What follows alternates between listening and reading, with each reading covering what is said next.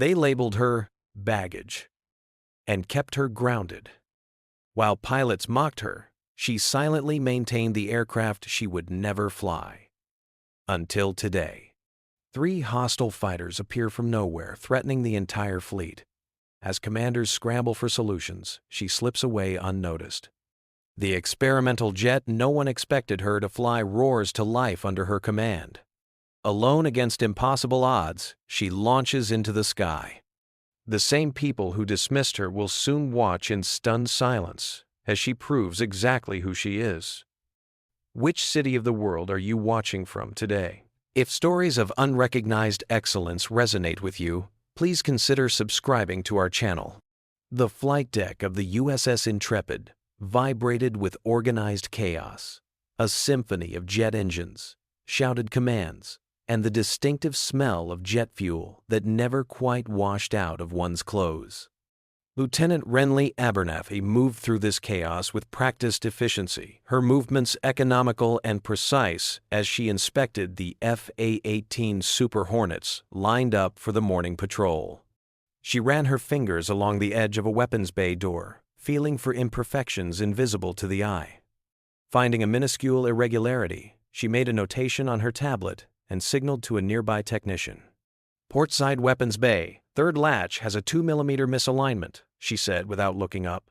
"It will compromise the seal integrity at Mach 1.8. The technician, Petty Officer Dawes, nodded with respect. "I did not catch that on the diagnostic, ma'am." "Diagnostics do not have fingertips," Renly replied with a hint of a smile.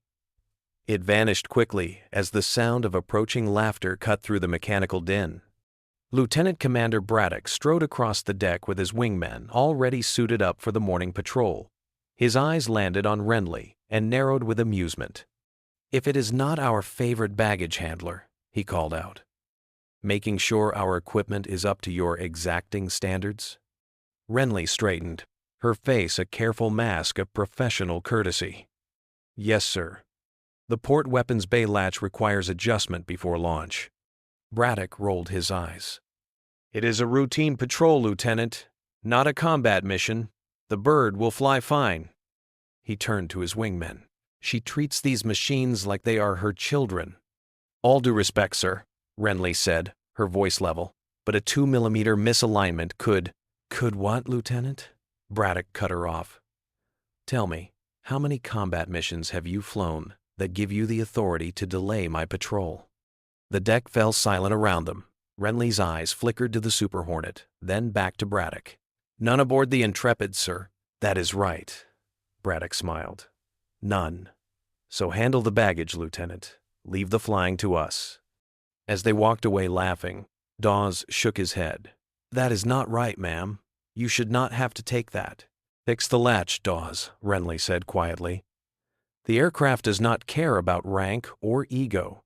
It only cares about physics." In the cavernous briefing room 30 minutes later, Commander Devereaux stood before the assembled pilots, outlining the day's patrol routes with practiced authority. A map of the South China Sea glowed on the large display behind him, with the carrier group's position marked in blue against the vast expanse of international waters.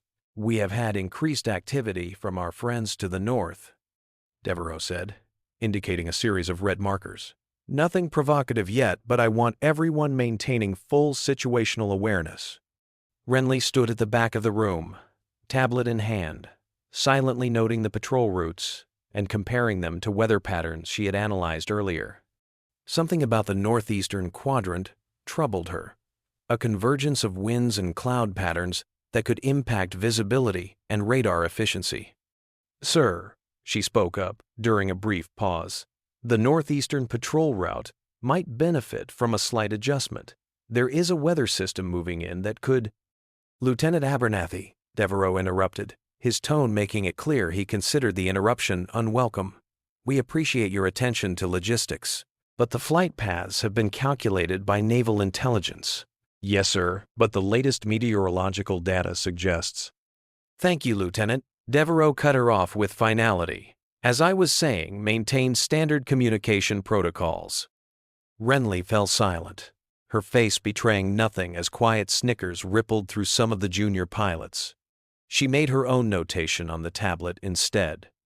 If the weather pattern developed as she predicted, the Northeastern Patrol would need to adjust course by 940 hours regardless. After the briefing, as pilots filed out toward the flight deck, Chief Hollister, a weathered veteran with 30 years of service etched into his face, fell into step beside her. "Commander is making a mistake," he said quietly. "That weather system is going to be a problem." Renly glanced at him. "You saw the same data?" "Did not need to.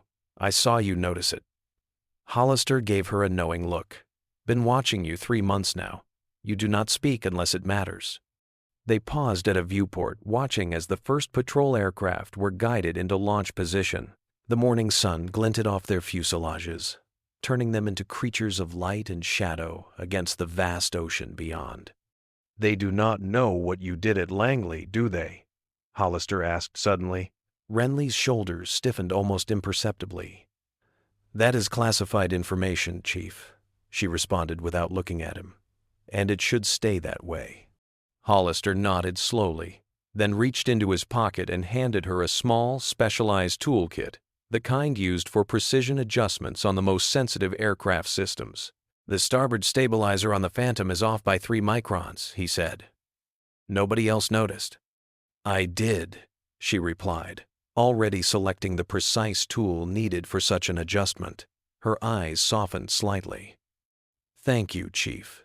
As Hollister walked away, Renly's gaze drifted toward the secondary hangar where the experimental X-77 Phantom fighter sat in solitary splendor, a next-generation aircraft deemed too unpredictable for regular deployment. She tucked the toolkit into her pocket and headed toward it, her stride purposeful. The Phantom waited in the shadows of the hangar, its distinctive silhouette unlike anything else in the Navy's arsenal. Sleeker than the Super Hornets, with forward-swept wings and thrust-vectoring nozzles that gave it maneuverability that pushed the very limits of what a human pilot could withstand. Renly approached it with the reverence of a pilgrim before a shrine. "Hello, old friend," she whispered, running her hand along its fuselage.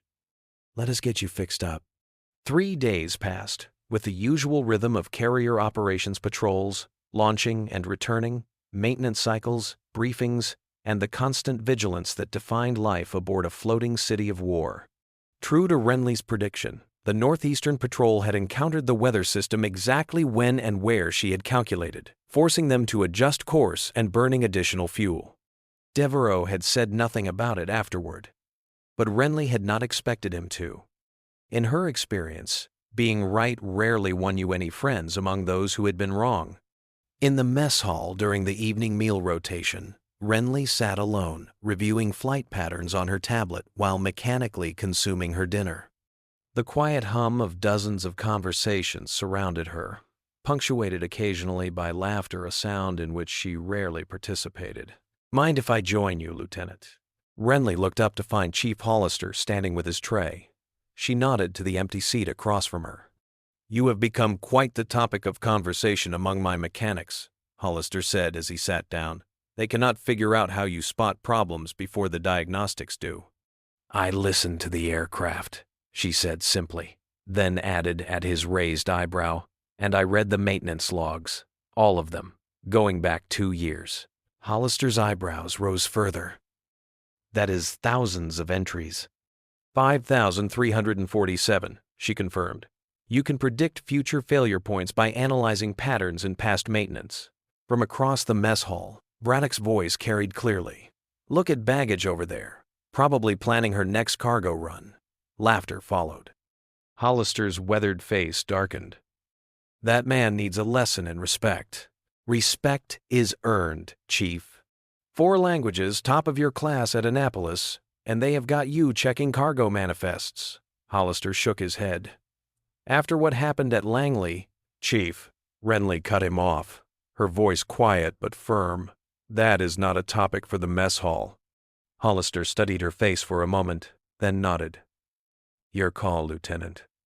But sooner or later, they are going to find out who you really are." Renly's eyes returned to her tablet. "Maybe, but it will be on my terms." The following morning found Renly conducting a routine check of the carrier's radar systems. a task not technically in her job description, but one she performed regularly regardless. The East Asian theater was increasingly tense, with rival powers flexing their military might through exercises and provocative patrol patterns. Early warning could make the difference between safety and catastrophe. She noticed a slight anomaly in the system's echo return, a ghost image that appeared and disappeared at regular intervals in the northeastern quadrant. It was subtle, the kind of thing that might be dismissed as an atmospheric echo or a flock of birds, but Renly had spent too many hours studying radar signatures to ignore it. "Commander," she said, approaching Devereaux on the bridge 20 minutes later, "I believe there may be an issue with the long-range radar coverage in Sector 4. Devereaux barely glanced up from the report he was reading. "Is this your professional assessment as a radar technician, Lieutenant?" "No, sir. It is my assessment as someone who has studied radar signatures extensively." She held out her tablet, displaying the anomaly she had documented. "This pattern suggests—" "Lieutenant Abernathy," Devereaux interrupted, finally looking up with thinly veiled irritation. "We have qualified technicians for that. The radar team conducted a full diagnostic yesterday and found no issues. With respect, sir, this is not a mechanical fault. It is a potential—" "Enough!" Devereaux's voice hardened. "You were assigned to this carrier as a logistics officer after your incident at Langley. You have been accommodated despite that history, because Admiral Forsyth seems to think you deserve a second chance. Do not make me regret that accommodation." Renly stood perfectly still, only a slight tightening around her eyes betraying any reaction. "Understood, sir. Will that be all?" "Yes, Lieutenant. Stick to your assignment." "Aye, sir." She turned and left the bridge, her stride measured and unhurried despite the frustration roiling beneath her calm exterior. Instead of returning to her regular duties, Renly made her way to the secondary hangar where the Phantom waited. The experimental fighter had become her refuge on the carrier, the one place where she felt a genuine connection to her true purpose. She had logged hundreds of simulator hours in the Phantom's cockpit configuration before her transfer, more than any other test pilot in the program. As night fell across the carrier group, most personnel shifted to evening rotations or off-duty status. Renly used this time to work on the Phantom, making subtle modifications to its targeting system adjustments that would never appear in any official maintenance log, but would significantly enhance the aircraft's combat capabilities. During a brief break, she opened her personal locker in the hangar's small ready room and removed a water bottle. Behind it lay a photograph she rarely looked at, but could never bring herself to discard. Renly, in a test pilot's suit, standing before an earlier prototype of the Phantom. Her face in the image was younger, less guarded, with a confidence that bordered on exhilaration. Beside her stood Admiral Forsyth, his hand on her shoulder, pride evident in his expression. That was before Langley, before she had challenged Colonel Merrick's tactics that had led to the loss of 2 pilots during a joint exercise, before her career had effectively ended with a transfer that everyone recognized as punishment disguised as reassignment. The sudden blaring of alarm klaxons yanked her from her memories. Emergency lighting activated throughout the hangar as the 1MC ship-wide announcement system crackled to life. General quarters, all hands man your battle stations. This is not a drill. Repeat, this is not a drill." Renly's tablet instantly displayed the emergency alert.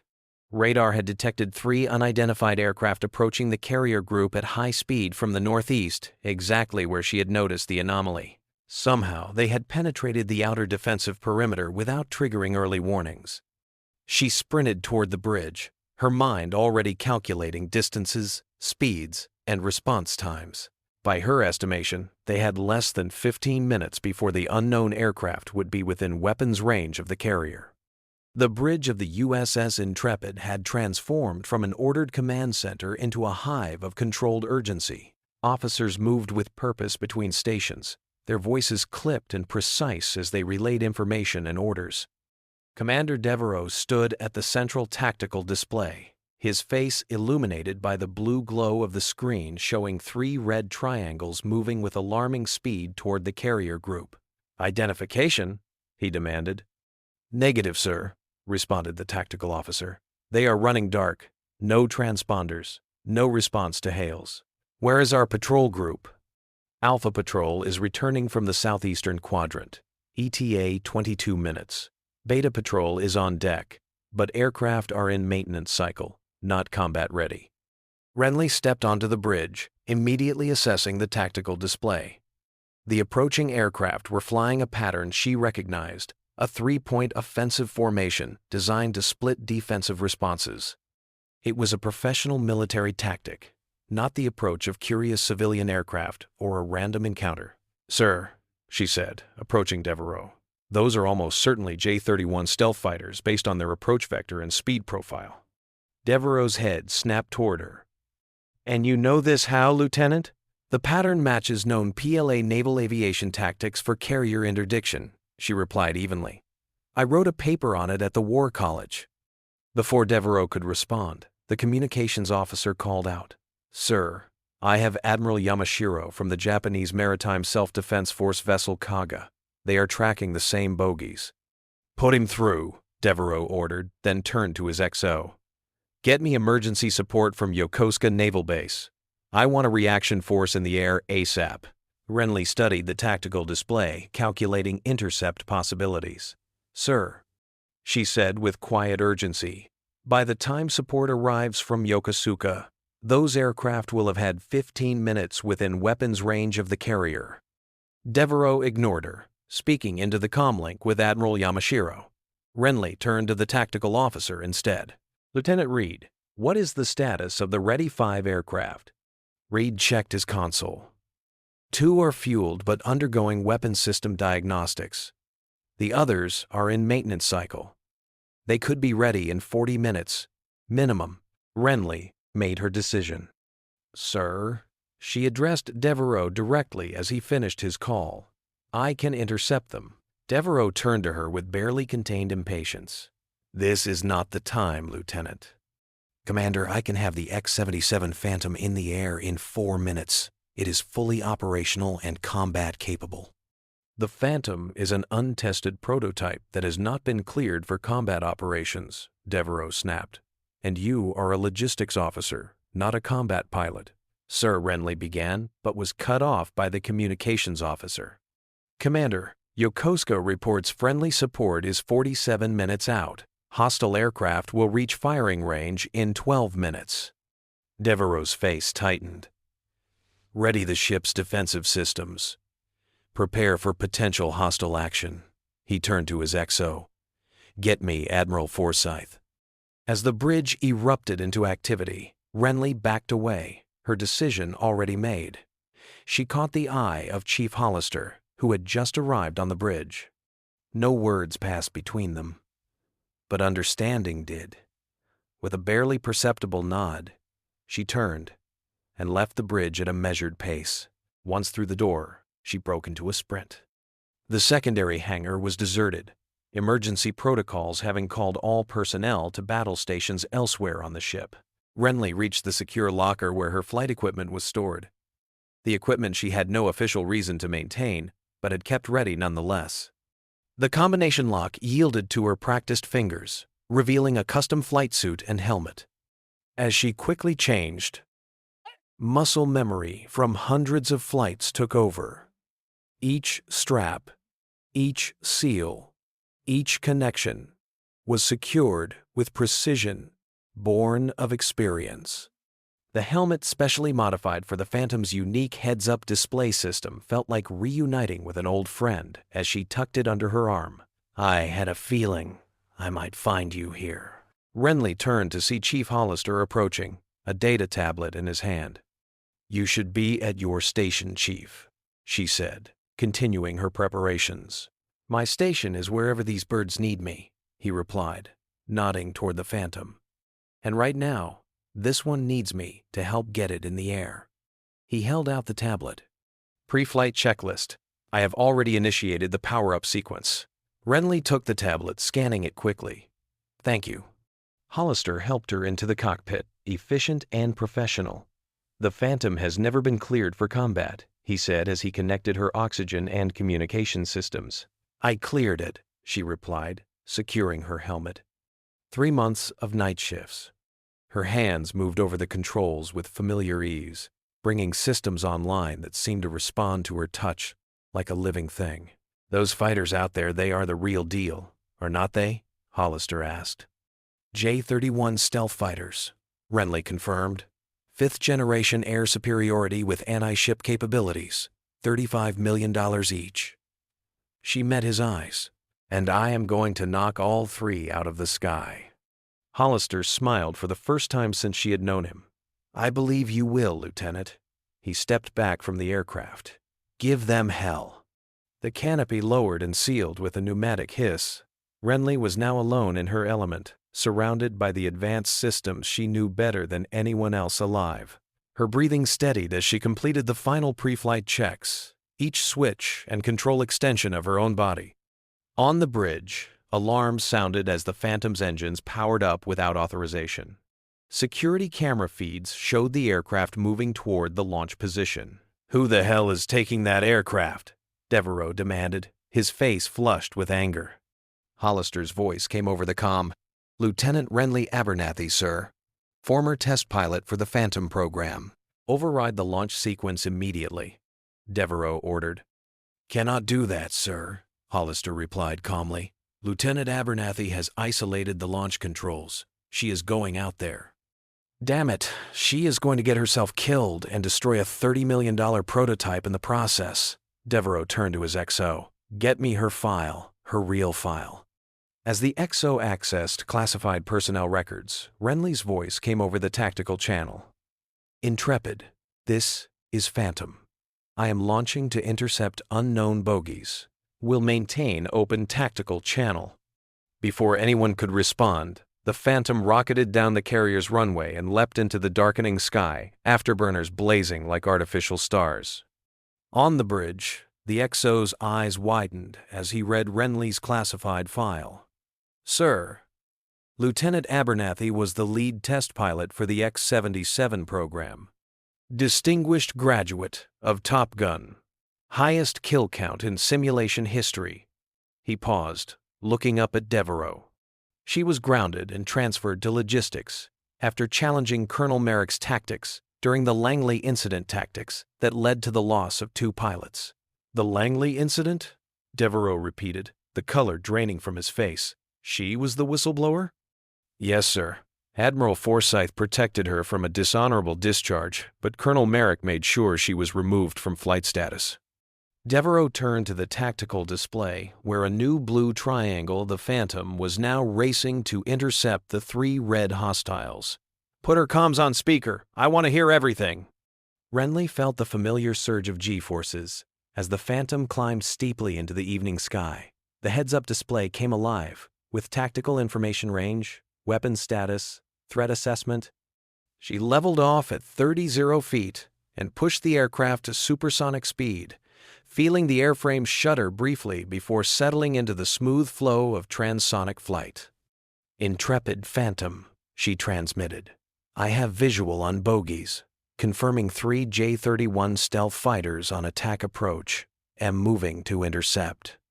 The enemy aircraft were still unaware of her presence. The Phantom's stealth capabilities were even more advanced than theirs, and Renly was approaching from an unexpected vector, using the setting sun as backdrop to further mask her approach.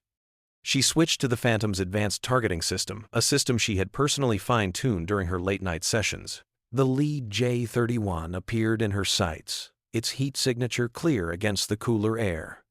Weapons hot, she murmured, more to herself than for the benefit of those listening on the carrier. Engaging. What followed was not the chaotic dogfight that most aerial combat becomes, but a precisely executed ambush.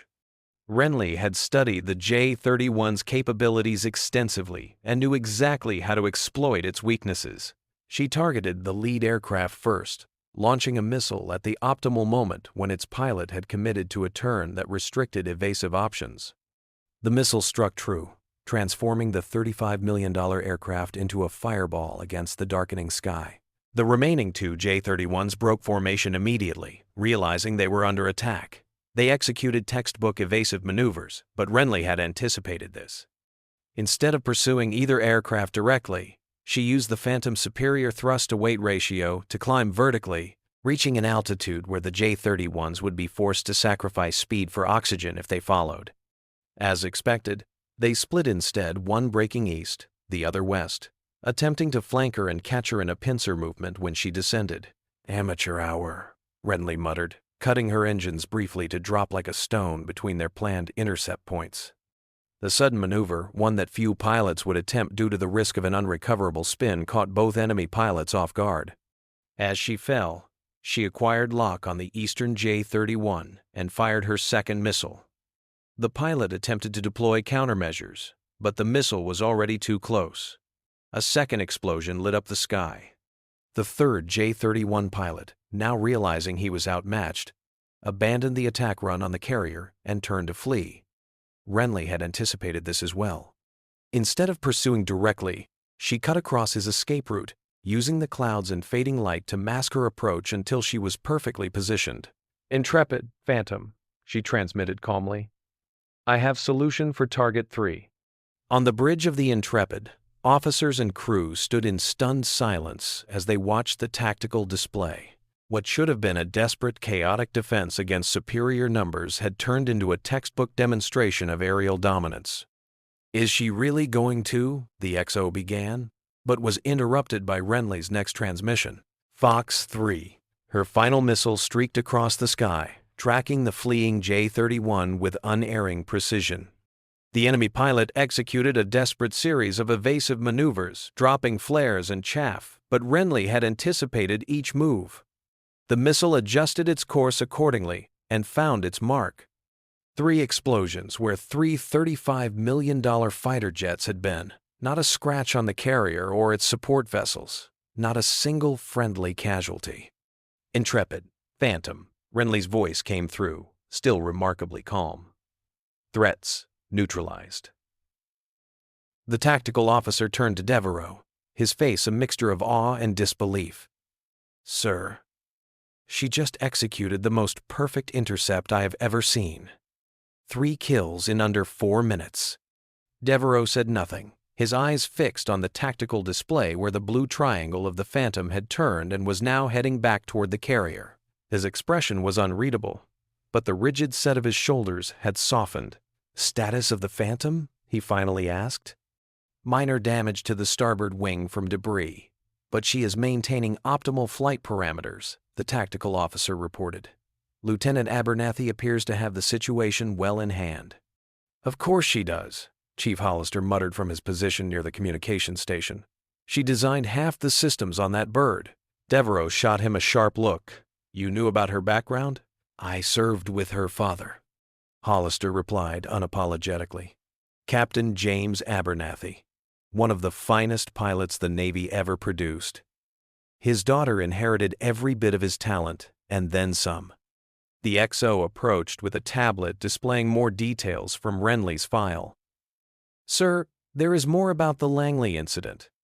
Lieutenant Abernathy filed a formal protest against Colonel Merrick's tactical doctrine after simulation data indicated an 87% probability of pilot casualties under certain conditions. When Merrick ignored her analysis and proceeded with the exercise, 2 pilots were lost exactly as she had predicted. "And Merrick buried her for it," Devereaux concluded.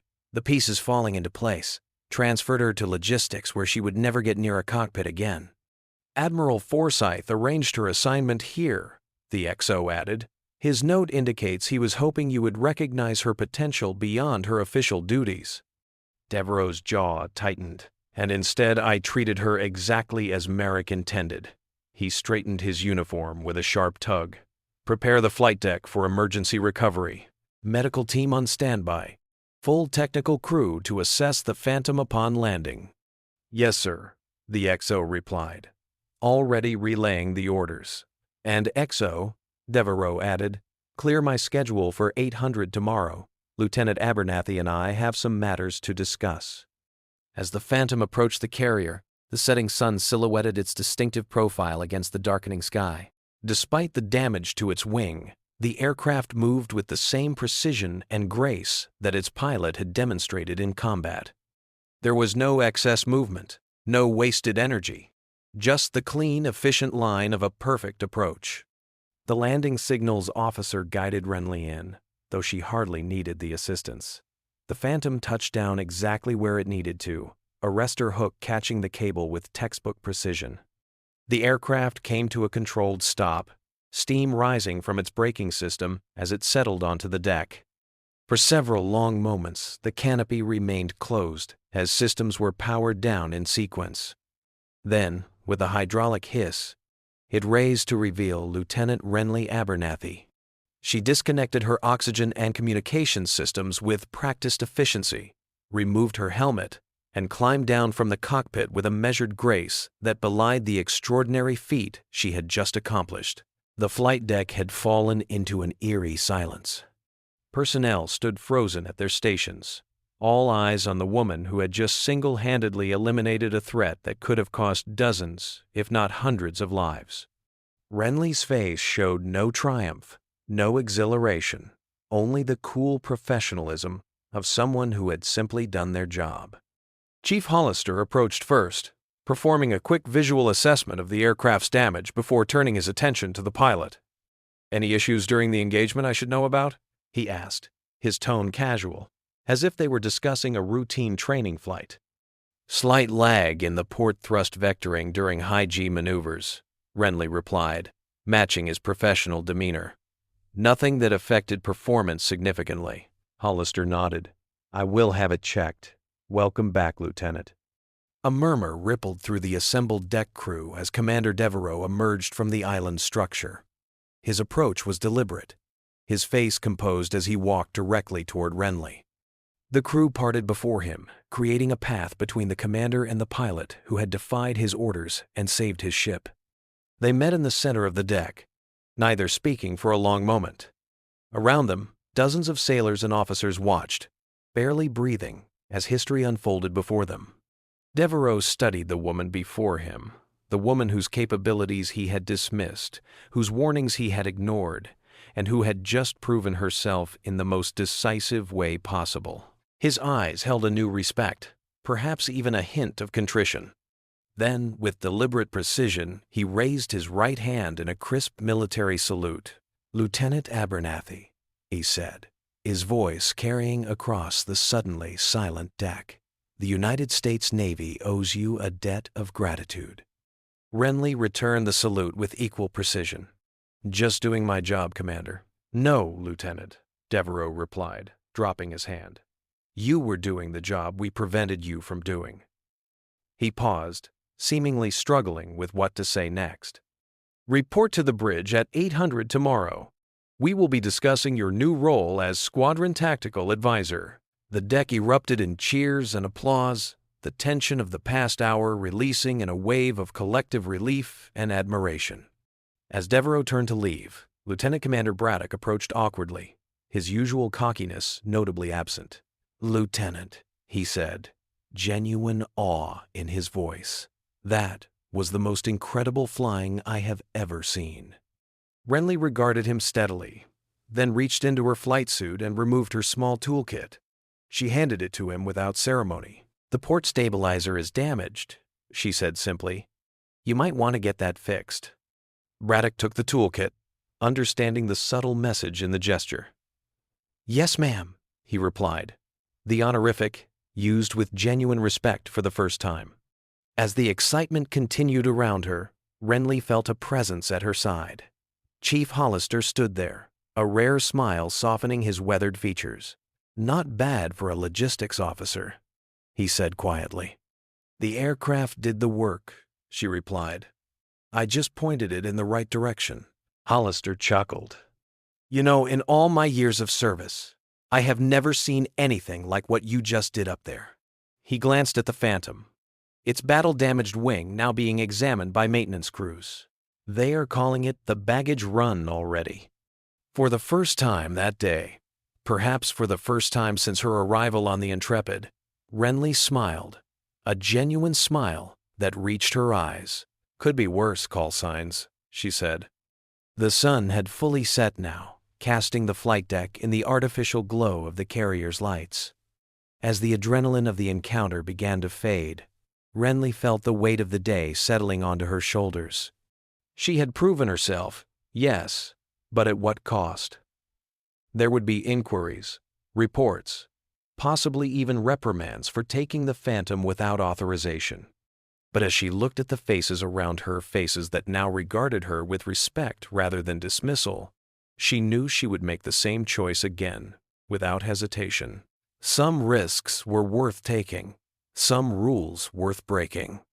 She had waited 3 long months for her moment, carried the weight of Langley and all that followed, endured the mockery and the wasted potential. Now, finally, she had reclaimed her rightful place in the sky. Lieutenant Renly Abernathy picked up her helmet and walked toward the island, her stride purposeful and unhurried. Behind her, the Phantom stood as a silent testament to what she had accomplished, what she had always been capable of accomplishing, if only given the chance. Tomorrow would bring new challenges, new responsibilities. But for now, this moment of vindication was enough. The flight deck of the USS Intrepid had fallen into an eerie silence. Personnel stood frozen at their stations. All eyes turned skyward where a lone aircraft, the X-77 Phantom, approached with battle damage evident on its starboard wing. The setting sun cast long shadows across the deck as the experimental fighter aligned with the landing path, its distinctive silhouette unmistakable against the darkening horizon. In the Combat Information Center, officers and crew remained transfixed by the tactical displays that had just witnessed something unprecedented. A single pilot in an untested aircraft, eliminating 3 enemy fighters in less than 4 minutes of engagement. Commander Devereaux stood rigid, his face a careful mask that betrayed nothing of the turmoil within.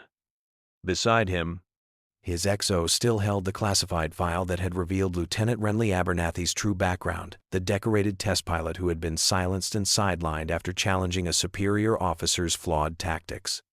"Sir," the landing signals officer's voice came through the speakers. "Phantom on final approach. Request permission to recover aircraft." Devereaux hesitated only a moment. Permission granted. Clear the deck for emergency landing. Medical team on standby.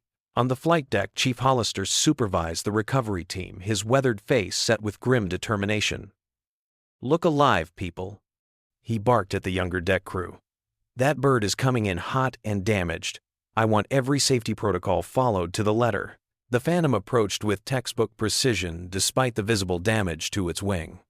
The arrestor hook caught the cable perfectly on the first pass, bringing the advanced fighter to a controlled stop exactly where it needed to be. Steam rose from the braking system as the aircraft settled onto the deck, its engines spooling down with a diminishing whine. For several long moments, the canopy remained closed. Then, with a hydraulic hiss, it raised to reveal Lieutenant Renly Abernathy. She disconnected her oxygen and communication systems with practiced efficiency, removed her helmet, and climbed down from the cockpit with a measured grace that belied the extraordinary feat she had just accomplished. The flight deck remained unnaturally silent as she stepped away from the aircraft, helmet tucked under her arm. Her face showed no triumph, no exhilaration, only the cool professionalism of someone who had simply done their job. Commander Devereaux emerged from the island structure onto the flight deck, his approach deliberate and measured. The assembled crew parted to create a path between him and Renly, the tension palpable in the salt-laden air. They met in the center of the deck, neither speaking for a long moment. Around them, dozens of sailors and officers watched, barely breathing, as history unfolded before them. Devereaux's face remained unreadable as he studied the woman before him, the woman whose capabilities he had dismissed, whose warnings he had ignored, and who had just saved his ship and possibly the lives of everyone aboard. Then, with deliberate precision, he raised his right hand in a crisp military salute. "Lieutenant Abernathy," he said, his voice carrying across the suddenly silent deck. "The United States Navy owes you a debt of gratitude." Renly returned the salute with equal precision. "Just doing my job, Commander." "No, Lieutenant," Devereaux replied, dropping his hand. "You were doing the job we prevented you from doing." He paused, seemingly struggling with what to say next. Report to the bridge at 800 tomorrow. We will be discussing your new role as Squadron Tactical Advisor." A murmur rippled through the assembled crew: surprise, approval, vindication. The deck erupted in cheers and applause, the tension of the past hour releasing in a wave of collective relief and admiration. As Devereaux turned to leave, Lieutenant Commander Braddock approached awkwardly, his usual cockiness notably absent. "Lieutenant," he said, genuine awe in his voice. "That was the most incredible flying I have ever seen." Renly regarded him steadily, then reached into her flight suit and removed her small toolkit. She handed it to him without ceremony. "The port stabilizer is damaged," she said simply. "You might want to get that fixed." Braddock took the toolkit, understanding the subtle message in the gesture. "Yes, ma'am," he replied, the honorific used with genuine respect for the first time. As the excitement continued around her, Renly felt a presence at her side. Chief Hollister stood there, a rare smile softening his weathered features. "Not bad for a logistics officer," he said quietly. "The aircraft did the work," she replied. "I just pointed it in the right direction." Hollister chuckled. "You know, in all my years of service, I have never seen anything like what you just did up there." He glanced at the Phantom, its battle-damaged wing now being examined by maintenance crews. "They are calling it the baggage run already." For the first time that day, perhaps for the first time since her arrival on the Intrepid, Renly smiled, a genuine smile that reached her eyes. "Could be worse, call signs," she said. The debriefing lasted 3 hours. In the secure conference room adjacent to the bridge, Renly provided a detailed account of the engagement to Devereaux, his senior officers, and 2 representatives from Naval Intelligence who had been patched in via secure video link. She answered their questions with precise, technical language, omitting nothing and claiming no more credit than was her due.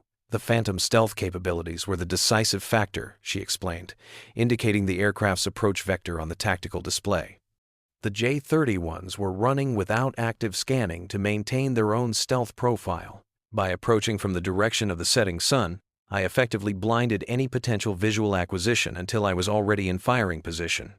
Admiral Kensington, the senior intelligence officer on the video link, leaned forward. "Lieutenant Abernathy, what is your assessment of the J-31's capabilities based on this encounter?" "Their maneuverability exceeds previous intelligence estimates by approximately 12%, Renly replied, without hesitation.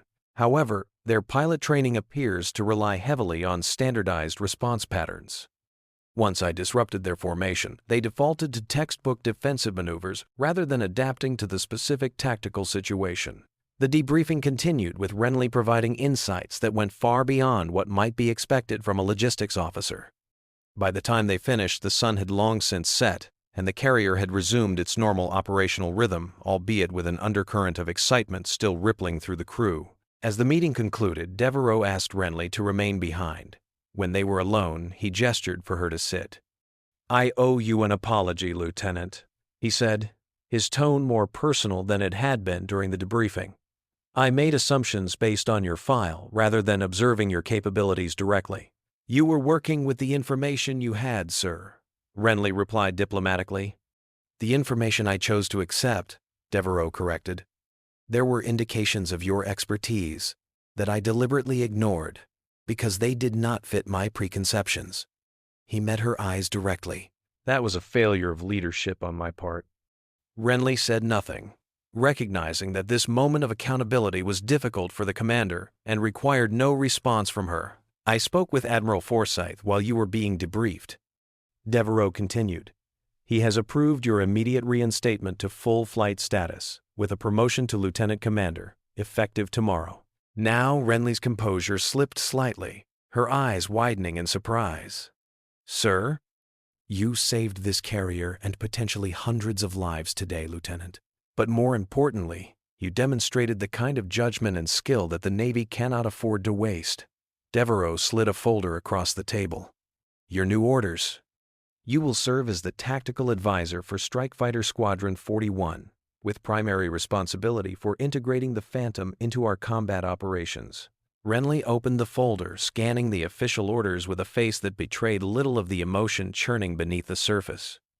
After 3 years of exile from the skies, after watching lesser pilots take the controls while she handled logistics, after enduring the mockery and dismissal, vindication had come with stunning swiftness. "Thank you, sir," she said simply.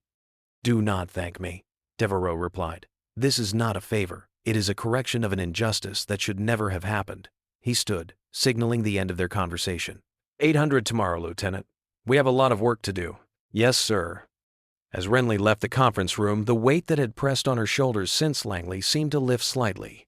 Not gone entirely, perhaps it never would be, but lighter, manageable. She could breathe again. She made her way to the officers' quarters, acutely aware of the changed reactions from those she passed. Nods of respect had replaced dismissive glances. Some even offered quiet congratulations, word of her new assignment already spreading through the efficient carrier grapevine. Her quarters were as she had left them, sparse and orderly, with none of the personal touches that most officers accumulated. The photograph from her locker in the hangar was the only sentimental item she had allowed herself to keep, and even that remained hidden from casual observation. Renly sat on the edge of her bunk, the adrenaline that had sustained her through combat and debriefing finally ebbing away. She closed her eyes, allowing herself this private moment to process everything that had happened. Tomorrow would bring new challenges, new responsibilities. But for tonight, the simple fact that she would fly again officially, with the full backing of her command, was enough. Sleep came more easily than it had in 3 years. The briefing room at 800 the next morning presented a very different picture than it had just 24 hours earlier. The pilots of Strike Fighter Squadron 41, including Braddock and his wingmen, sat in attentive silence as Commander Devereaux entered with Renly at his side. As you have all no doubt heard, Devereaux began without preamble. Lieutenant Abernathy has been promoted to Lieutenant Commander and appointed as tactical advisor to this squadron. This is effective immediately. He gestured for Renly to take the position at the front of the room, his position in a symbolic transfer of authority that was not lost on anyone present. Lieutenant Commander Abernathy is one of the most skilled pilots in the United States Navy, Devereaux continued. Her actions yesterday saved this carrier and possibly all of your lives. She will be overseeing the integration of the X-77 Phantom into our combat operations and revising our tactical doctrine accordingly. I expect each of you to give her your full cooperation and respect." His eyes moved deliberately to Braddock as he spoke the last words. The message was clear. "Lieutenant Commander," Devereaux concluded, "the briefing is yours." Renly stepped forward with the same quiet confidence she had always possessed, though now it was no longer masked by the forced deference of a subordinate role. "Thank you, Commander," she said, activating the tactical display with a few quick commands. Yesterday's engagement highlighted several vulnerabilities in our current patrol patterns that need to be addressed immediately. She proceeded to outline a comprehensive revision of the squadron's tactical approach, identifying gaps in coverage, proposing new formation patterns, and explaining the logic behind each change with crystalline clarity. The pilots, many of whom had dismissed or mocked her just a day earlier, now listened with rapt attention, occasionally exchanging glances that acknowledged the expertise they were witnessing. "Questions?" Renly asked after presenting the new patrol schedule. Braddock raised his hand, his demeanor noticeably subdued. "Ma'am, these patterns will require more fuel than our standard routes. Are we certain the trade-off in coverage is worth it?" It was the sort of question he might have once asked to undermine her, but now it was delivered with genuine professional interest. Renly nodded, acknowledging the valid point. "A good question, Lieutenant Commander," she replied. "The fuel calculations have been adjusted to account for the new patterns. You will note that the Western Patrol has been shortened to compensate for the extended Eastern coverage based on threat analysis from Naval Intelligence." She pulled up the detailed fuel consumption projections she had prepared, demonstrating that she had, as always, considered every variable. Braddock nodded, satisfied with the explanation. The briefing continued for another 40 minutes, with Renly answering each question thoroughly and professionally.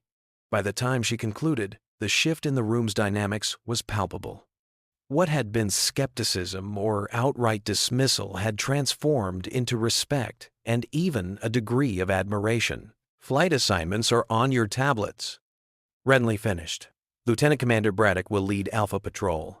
I will be taking the Phantom for a systems check at 1,100 hours. Dismissed. As the pilots filed out, several approached to offer congratulations or ask follow-up questions.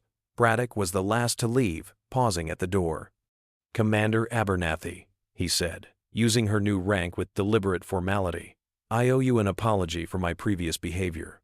It was unprofessional and unwarranted." Renly studied him for a moment, recognizing the difficulty of such an admission for someone of his pride. "Noted, Lieutenant Commander. I look forward to working with you." Braddock nodded, understanding that this was as close to forgiveness as she was prepared to offer at present. It would take time to rebuild the professional relationship that his mockery had damaged. After everyone had left, Devereaux approached from where he had been observing at the back of the room. "Impressive briefing, Commander. You have their attention now." "Attention is a start," Renly replied. "Trust will take longer." "You earned mine yesterday," Devereaux said. "The rest will follow." He handed her a small box. "These came in from Naval Supply this morning. Expedited delivery." Renly opened it to find the gold oak leaf insignia of her new rank. For a brief moment, her professional mask slipped, revealing a flash of genuine emotion. "Thank you, sir." "Carry them with honor, Commander," Devereaux said. "They were hard-earned." 1 month later, the changes aboard the USS Intrepid were profound. The integration of the X-77 Phantom into regular combat operations had proceeded with remarkable smoothness under Renly's guidance.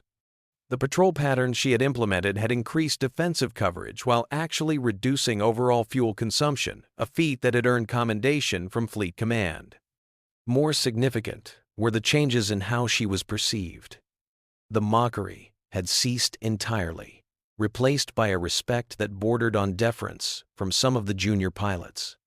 Her technical knowledge and tactical acumen, once dismissed, were now sought after, with pilots regularly bringing questions to her office, an actual office now, not the corner of the maintenance bay she had previously occupied. In the officers' mess that evening, Renly sat with Chief Hollister, reviewing performance data from the day's operations on her tablet. The chief had become something of a confidant, their shared history with the Phantom creating a bond that transcended the usual officer-enlisted divide. The starboard thrust vectoring is still showing a 2% lag in high G turns, Hollister noted, pointing to a graph on the screen. "We can adjust the response curve to compensate." "Do it," Renly agreed, "and check the port stabilizer assembly.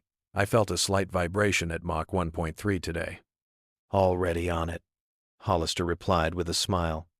Dawes found a microscopic stress fracture in the mounting bracket, being replaced as we speak. Renly nodded, unsurprised by the chief's efficiency. As they continued discussing technical adjustments, Lieutenant Commander Braddock approached their table. "Mind if I join you, Commander?" he asked, a request that would have been unthinkable just weeks ago. Renly gestured to an empty chair. Braddock set down his tray and took a seat, his manner professional but no longer hostile. "Your input on the coordination between the Super Hornets and the Phantom during today's exercise was helpful," he said. "I have been working on implementing those formation adjustments with my wingmen." "I noticed," Renly replied. "Your response time improved by 12% on the second run." Braddock looked pleased at the acknowledgement. "We are still working on matching the Phantom's climb rate during vertical separation maneuvers. That bird can ascend like nothing I have ever seen." "It is all in the thrust vectoring," Hollister interjected, "and having a pilot who knows how to use it." The conversation continued with a technical discussion of aircraft capabilities and tactical formations, the kind of professional exchange that should have been happening from the beginning. As they talked, Renly reflected on how much had changed in such a short time, from mockery to respect, from baggage to commander, from grounded to soaring. Later that evening, Renly stood alone on the observation deck, watching as the last patrol of the day returned to the carrier. The fading light painted the sky in shades of orange and purple, silhouetting the aircraft against the darkening horizon. Commander Devereaux joined her, his approach quiet, but not attempting to be stealthy. They stood in companionable silence for a moment, watching the aircraft land with practiced precision. "Admiral Forsyth sends his congratulations," Devereaux said finally. "Your tactical innovations are being implemented across the carrier group." Renly nodded, accepting the compliment without false modesty. "The Phantom has opened up new tactical possibilities. We are just beginning to explore its full potential." "Not the aircraft, Commander," Devereaux corrected. The Phantom is just a machine. You are the one who makes it exceptional." She turned to look at him, surprised by the candor. "I was wrong about you," Devereaux continued. "Many of us were. What happened at Langley, with Colonel Merrick, it should have been handled differently. It is in the past now, sir." "Is it?" Devereaux asked. "The Joint Chiefs have reopened the investigation into the incident. Colonel Merrick has been placed on administrative leave pending review." Renly's expression remained neutral, but a complicated mix of emotions churned beneath the surface. Vindication, yes, but also a weariness at revisiting that painful chapter. "Your testimony will be required," Devereaux added. "As will mine, acknowledging that I perpetuated the injustice by accepting your reassignment without question." "You were following orders, sir." "That excuse has limits, Commander. I should have looked deeper." Devereaux straightened his uniform jacket. "In any case, justice appears to be catching up at last." They fell silent again, watching as the final aircraft taxied to its designated position on the flight deck. The well-choreographed dance of the deck crew as they secured the plane was a testament to the precision and professionalism that defined carrier operations. "Will you be taking the Phantom up tomorrow?" Devereaux asked after a moment. "Yes, sir. We are testing the new targeting system upgrades at 900. "Good. I will be observing from the bridge." He turned to leave, then paused. "Oh, and Commander, the maintenance crew has added something to your aircraft, with my approval."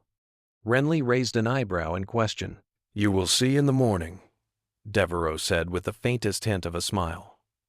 "Good night, Commander." The next morning, Renly arrived at the flight deck for her scheduled test flight to find a small crowd of maintenance personnel gathered around the Phantom. As she approached, they parted to reveal what had drawn their attention. Painted on the fuselage beneath the cockpit was a new insignia, a stylized luggage tag with wings, bearing the call sign Phoenix in bold lettering. Chief Hollister stood nearby, watching her reaction with barely concealed satisfaction. "Fitting, is not it? Rising from the ashes and all that." Renly ran her fingers over the emblem, a smile tugging at the corners of her mouth.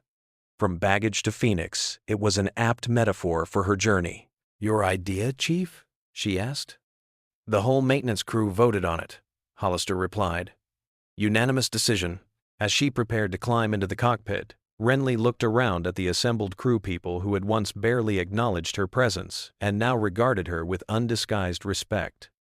She thought of the path that had brought her here, the struggle at Langley, the exile to logistics, the months of silent preparation, and finally, the moment when opportunity and readiness had intersected.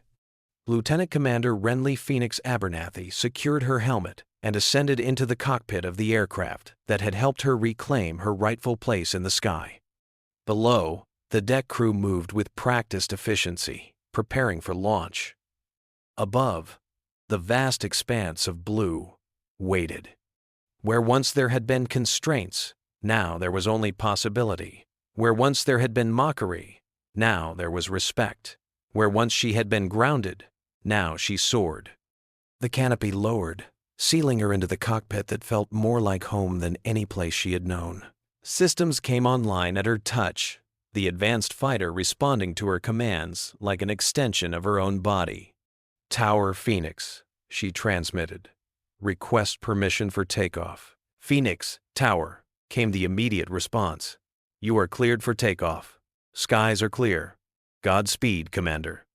The Phantom roared down the carrier's runway and leapt into the morning sky, afterburners blazing against the blue. As the G-forces pressed Renly back into her seat, a sense of rightness settled over her. This was where she belonged. This was what she was meant to do, and no one would ever ground her again. From the bridge, Commander Devereaux watched the Phantom climb with impossible grace, its distinctive silhouette diminishing against the vast sky. Beside him, his XO followed the aircraft's ascent with obvious admiration. "She really is something, is not she, sir?" the XO remarked. "Yes," Devereaux agreed, his eyes still tracking the fighter as it executed a perfect roll before disappearing into the clouds. "She certainly is." In the cockpit, Renly leveled off at 30 feet, the carrier now a tiny speck on the vast ocean below. She pushed the Phantom through a series of maneuvers, testing its responses, feeling the adjustments Hollister's team had made. The aircraft performed flawlessly, responding to her touch with an eagerness that matched her own. For the first time in 3 years, Lieutenant Commander Renly Abernathy was exactly where she was meant to be, doing exactly what she was born to do, and it felt like flying home.